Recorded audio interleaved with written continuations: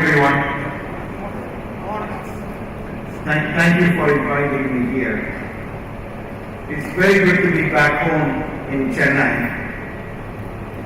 When I left India in 1977 with a BTech degree from IIT Madras for higher studies in the US, I had no idea of what the next 4 decades would bring, what paths I would take as a result of my work, and what paths would open up through unexpected and serendipitous circumstances.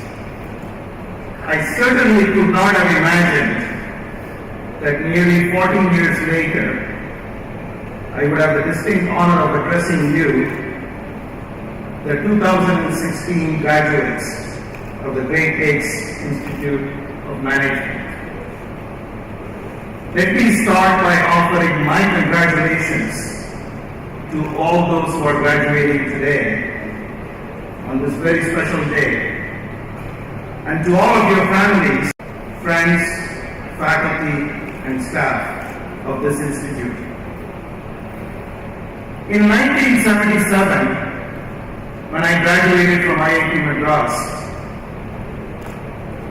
there were very few landline phones in India. We did not have any landline phone in our house. There were no refrigerators commonly used across households. Very few had them. No mobile phones, no internet, no search engines, no emails, no Facebook, no other social media, no Instagram. No, I was not born 400 years ago. Just 14 years ago. At that time, it was difficult to obtain more than $100 per year in foreign currency. I used to send aerograms every week from the US to my family back in Chennai. But in the last 40 years, I've been very fortunate. Now as president of Carnegie Mellon, previously as the director of the National Science Foundation, and before that as dean of engineering at MIT, I had a front row seat to watch how technology evolved that we can do today that we could not do 40 years ago, and how that technology has shaped global society. The individual citizen of the world, whether he or she comes from a rich country or a poor country, a developed country or a rapidly developing country. You are graduating with a degree from this institution at a point in time when India is undergoing unprecedented change and transformation, along with many other changes that are taking place around the world. With a population of approximately 1.2 billion people, and as the fastest growing major global economy this year, the course of events taking place in India will profoundly impact the course of humanity in the 21st century. How India addresses her enormous opportunities and challenges will inevitably impact the success or failure of human endeavors in the 21st century. With a business degree from this institute, you have the opportunity and the responsibility to apply your talents, education, and skill not only to advance your career, but to help solve some of the grandest challenges of our time. As I celebrate with you the completion of your degree, I am here today to tell you that there is more work ahead for you. I don't mean that you need to more work to get your degree today. You already have your degree. But there is more work ahead, which will draw on your studies here, for the betterment of humanity. Early this year, a group of Carnegie Mellon faculty members and I attended the World Economic Forum in Davos in Switzerland. For this meeting, which attracts world leaders, technologists, industry leaders, policymakers, writers, filmmakers, performers, and global media, the World Economic Forum chose the theme, the Fourth Industrial Revolution, which Dean Balachandran also just mentioned. A quick online search will reveal the following information about the various industrial revolutions. According to one definition found in Wikipedia, the Fourth Industrial Revolution, or Industry 4.0, is the current trend of automation and data exchange in manufacturing technologies. It includes cyber physical systems, the Internet of Things, and cloud computing. It creates the so-called smart factory. These are all areas in which my home institution, Carnegie Mellon, is not only a world leader, but its faculty and students help to pioneer many of the underlying science and technology that has come into existence in the Fourth Industrial Revolution. Let me put this in historical perspective and say a few things about these revolutions, which I also mentioned in the Carnegie Mellon University commencement just a couple of months ago. The first industrial revolution started in the late 18th century and created what we now know as mechanization. Specifically, according to research, it was the year 1784, and the catalyst for this revolution were water, steam, and mechanical production. This revolution created industrialized cities where some form of human or animal labor could be replaced by mechanical labor. The second industrial revolution started in the late 19th century, created mass production. The catalyst for this revolution was the division of labor, electricity, and mass production. The output or major outcome of this revolution was industrialized region and economies of scale. The third industrial revolution, which started in the late 20th century, created unprecedented automation. The catalyst for this revolution were microelectronics, information and communication technologies, the internet, robotics, and automation. The outcome was the emergence of global production networks, and it propelled India on the global scene with its technological power, especially in software. That brings us to the Fourth Industrial Revolution, which is believed to be occurring now in the early part of the 21st century. This revolution has created cyber, the integration of the cyber, the physical, and the biological worlds. The technologies and tools emerging from this impact every aspect of the individual life. In my view, what makes the Fourth Industrial Revolution unique, unlike the three previous ones, are a few key features. The speed of change, the pace at which technology is being created, the technology is being adapted, and the technology impacts the individual citizen of the world is unprecedented.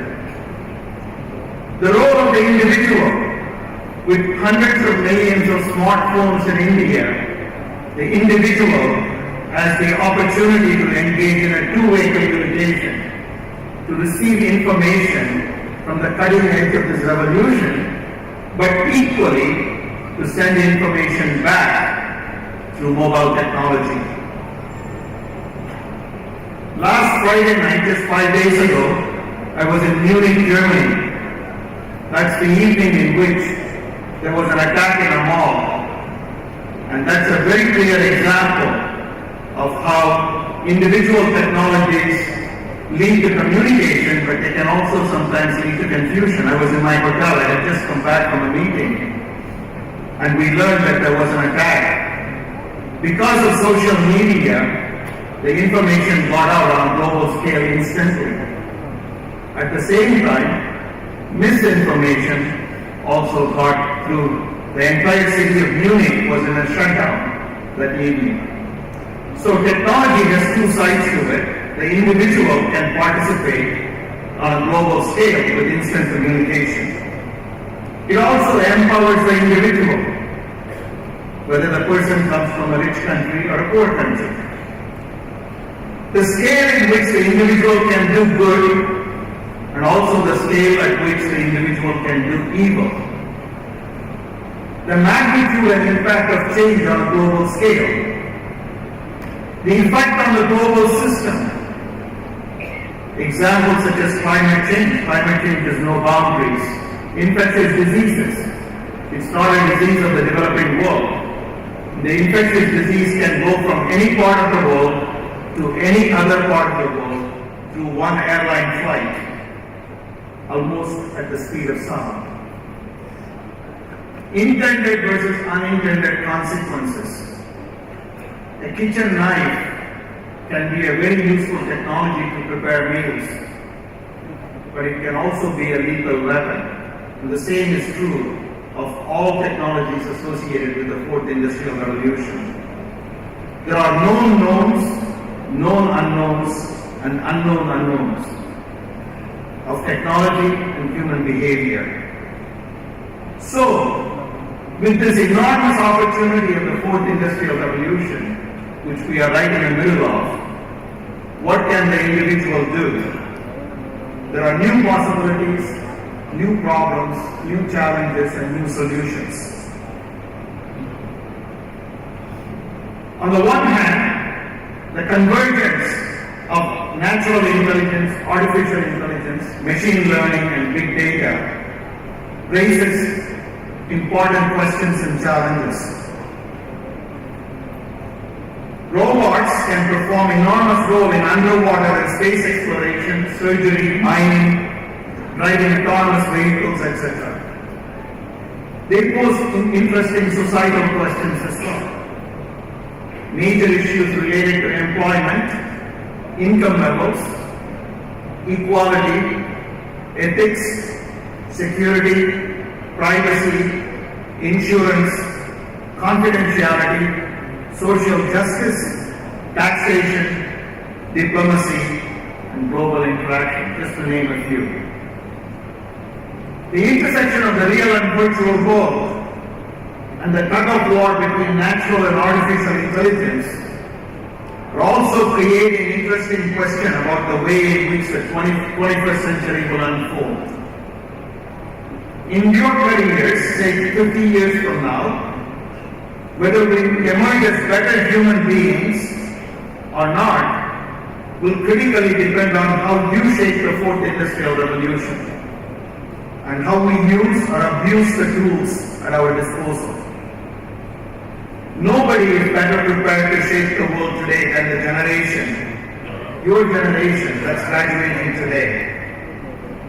Coming among the first wave of graduates who are the products of the fourth industrial revolution, you have been exposed to more information than any previous generation. You have had the opportunity to develop a more detailed and contextual understanding of history than ever before. You have the information to develop a greater appreciation of the comprehensive effects of science and technology on humanity, the arts, literature, and the environment. You, more than anybody else before you, are in greater and instant contact with the entire ocean of humanity around the country and around the globe than ever before.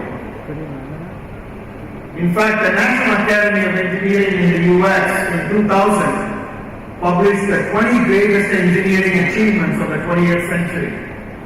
Things like electrification, automotives, creation of the internet, nuclear power, advanced materials, microelectronics, etc., etc. Just a few years later, the same National Academy of Engineering also published the 14 grand challenges of the 21st century, containing nuclear terror, securing cyberspace, reverse engineering the human brain, etc., etc. There is something remarkable in the two lists. So on the one hand, if you look at the 20 greatest engineering achievements of the 20th century, it's pretty remarkable how far we have come just in one century. But if you look at the 14 grand challenges of the 21st century, you quickly realize that some of the grand challenges we face are direct outgrowth of the great accomplishments of the 20th century. So as we look forward in solving the 21st century challenges, we have to ask the question, how do we solve our 21st century challenges without creating new problems for the 22nd century, for our children and for our grandchildren? What was missing? In my view, one of the areas in which we have to pay much greater attention than probably we did in the 20th century is not just the creation of science and technology and discoveries, which is very important, but equally how science and technology intersects with human condition and human behavior. I'll give you one example. When I was director of the National Science Foundation, one of the first centers to be created by the National Science Foundation in the 1980s was a center in Oklahoma, the state of Oklahoma, to do weather predictions, tornadoes, hurricanes, etc. They've done wonderful research which has led to much better prediction of hurricanes, tornadoes, etc. So the year when I was in Washington, there was a tornado in the state of Oklahoma which killed 31 people. So I called one of my colleagues who was working at the NSF Center and said, we've been funding you for 25 years. Why are people still dying from tornadoes? And he said something that was very interesting. He said, if you look at our prediction, we actually put out a report 3 days before the tornadoes hit. He warned people to get out of the way. The technology prediction was accurate. But he said that we could not predict human behavior. Many of the people who were warned 3 days before did not leave their homes. So it's equally the human condition that one needs to address. So Carnegie Mellon University has two programs which are specifically directed at looking at this, among many, many other programs. The Human Computer Interaction Institute and how machine learning and big data intersect with social sciences and human behavior.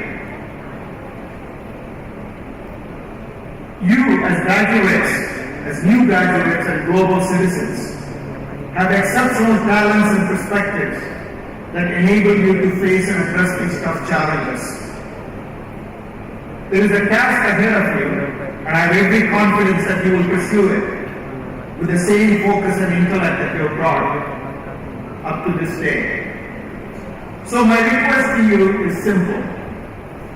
As you focus on business, economics, and technology, also focus on the human condition.